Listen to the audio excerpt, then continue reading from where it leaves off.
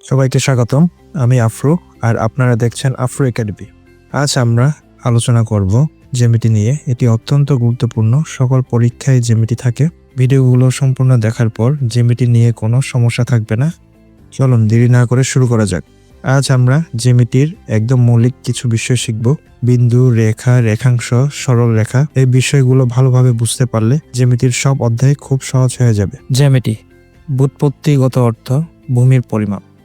যে অর্থ ভূমি, মিতি অর্থ পরিমাপ। গণিত শাস্ত্রে বিন্দু থেকে বৃত্ত পর্যন্ত বৈশিষ্ট্য, ধর্ম এবং ক্ষেত্রের পরিমাপ সম্বন্ধে আলোচিত হয়, তারই নাম জ্যামিতি। প্রথমে আসি বিন্দু নিয়ে। বিন্দু হলো জ্যামিতির সবচেয়ে ছোট উপাদান। এর কোনো দৈর্ঘ্য, প্রস্থ বা উচ্চতা নেই। আমরা সাধারণত একটি ছোট ডট দিয়ে বিন্দু প্রকাশ করি। মনে রাখবেন, বিন্দু শুধু অবস্থান বোঝায়, এর কোনো আকার নেই। বিন্দু শুধু অবস্থান আছে, কোনো মাত্রা নেই। এবার আসি রেখা। বিন্দু চলার পথকে রেখা বলি। দেখুন, এটি একটি রেখার রেখাংশ রশি।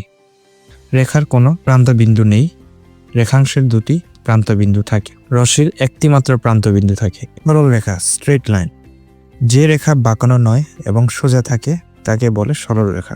সরল রেখা দুই দিকে অসীম পর্যন্ত বিস্তৃত। এটি সবসময় সোজা হবে, কোনো বাঁকা থাকবে না। একটু বিন্দু থেকে অন্য একটি বিন্দুতে পৌঁছাতে যদি কোনো প্রকার দিকের পরিবর্তন না হয় তবে তাকে সরল রেখা বলে। দেখুন, এ এবং বি, এটি একটি সরল রেখা। সমান্তরাল রেখা, প্যারালাল লাইন্স। দুটি রেখা যদি পরস্পরের মধ্যে সর্বদা সমান দূরত্ব বজায় রেখে চলতে থাকে তবে তাকে সমান্তরাল রেখা বলে। যে দুটি সরল রেখা একই সমতলে থাকে এবং যতই বাড়ানো হোক না কেন কখনো পরস্পরকে ছেদ করে না, তাদের বলে সমান্তরাল রেখা। উদাহরণ, রেল লাইনের দুটি লাইন দেখতে কাছে মনে হলো কখনো একে অপরকে কাটে না। আজ আমরা যা শিখলাম, বিন্দু, রেখা, রেখাংশ, রশ্মি, সরল রেখা, সমান্তরাল রেখা, এই বেসিক বিষয়গুলো ভালোভাবে বুঝতে পারলে জ্যামিতি অনেক সহজ হয়ে যাবে। এখন আমরা একটি প্রশ্ন এই টপিকের উপর দেখাবো, যার অ্যান্সার আপনারা আমাকে কমেন্টে জানিয়ে দিবেন।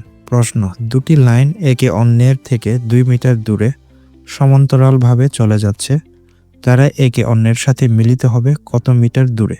এটি এসেছিল সিনিয়র অফিসার ব্যাংকের 2000 সালে। উত্তর: ক 200 মিটার, খ 400 মিটার, গ 600 মিটার, ঘ কখনোই নয়। ভিডিওটি ভালো লাগলে লাইক দিন, শেয়ার করুন, চ্যানেলটি সাবস্ক্রাইব করুন। পরবর্তী ক্লাসে আমি আরো গুরুত্বপূর্ণ জ্যামিতির বিষয় নিয়ে আসব।